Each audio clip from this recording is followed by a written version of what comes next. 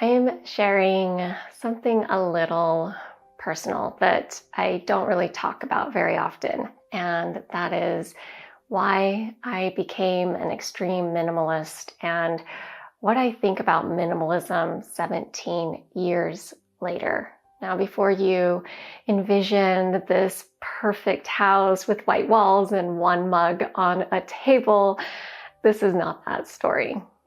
Actually, I had never even heard the word minimalism before because minimalism was forced upon me.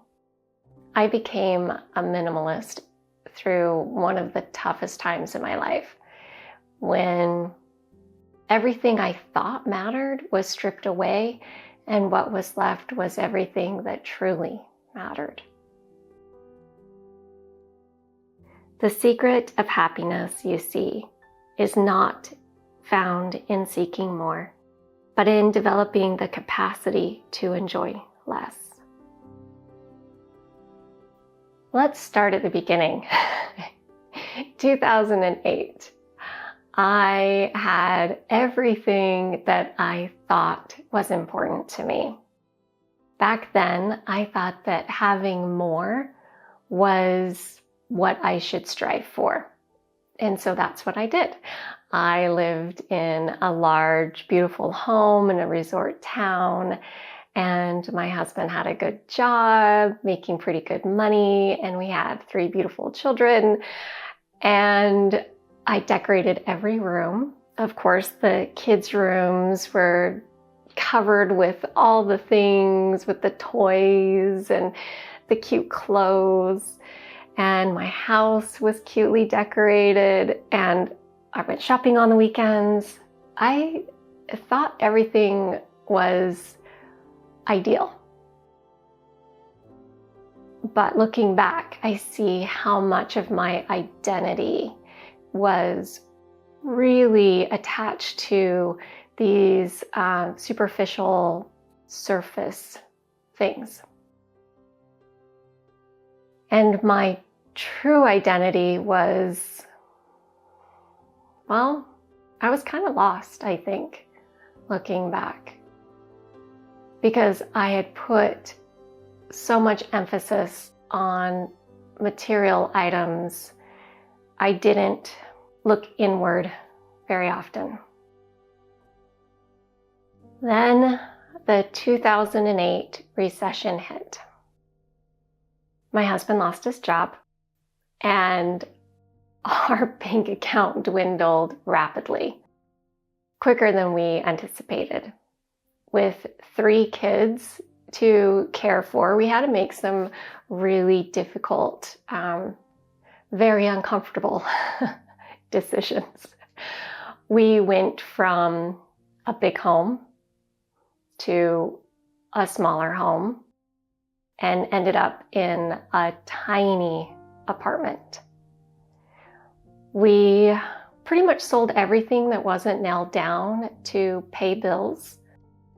It was really heartbreaking on a lot of levels.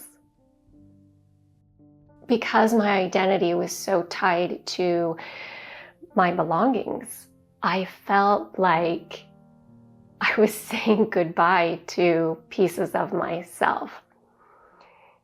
It was also the first time that I had to tell my kids no when they wanted things and they were used to getting them. And then when they'd ask why, we had to be honest because we couldn't afford it. It was really challenging for all of us, my children and my husband and myself.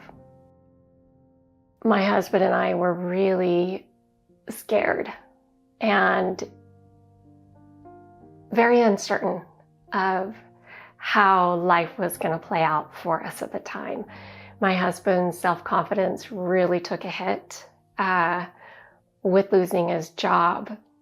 And I would always tell him, don't worry about it. I will love you in a van down by the river. I would say it kind of lighthearted, but as time went on, I realized how true that statement was. Once the dust settled and my husband found another job and we started kind of rebuilding, something had shifted in me. I was discovering something that I hadn't really felt before, and that was this sense of lightness. I felt freer. I felt untethered, like my possessions, since I had let them go, I had nothing really holding me anymore. I didn't feel like I was attached to physical items. I didn't feel like I was attached to even my past. I felt like I was kind of starting over. And in so many ways, our little family was starting over. It was never going to be the same again. And it never has been the same.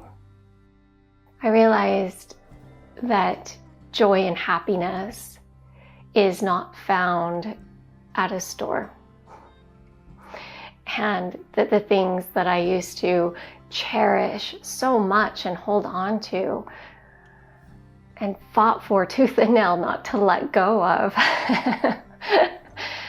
didn't matter at all. The things that truly mattered still matter now. My love for my husband and my children, my family, my friends, my health, my well-being. None of these things can be purchased.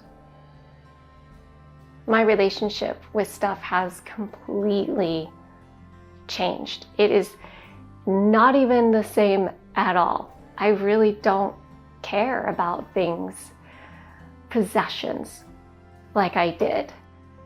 Honestly, being broke was probably the best thing that ever happened to us. Not only did it change all of our lives, but it also shaped how we saw ourselves and the things that we really put our effort and focus on now. Now, 17 years later, I still choose to be a minimalist because I don't feel that need to shop and buy things anymore. That bottomless pit of wanting doesn't exist. And I don't care what kind of car I drive. I don't care where we're living. And because we travel, we live in lots of different locations all the time. Some big, some small, some nice, some not so nice. And I'm perfectly fine with it. I really enjoy and cherish simple pleasures. I have found a reconnection to nature that I lost for a long, long time. And I'm really grateful for having this chance to reconnect. Reconnect with my family, with myself, with nature, with my friends. Reconnect to the things that really do matter to me at the end of the day. My life is so full and I feel incredibly blessed.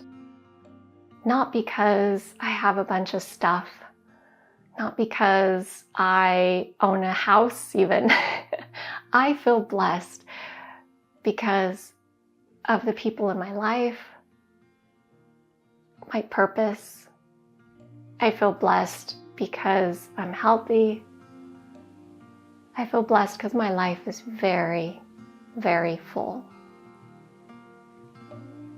Minimalism didn't start as a choice for me. It was out of necessity.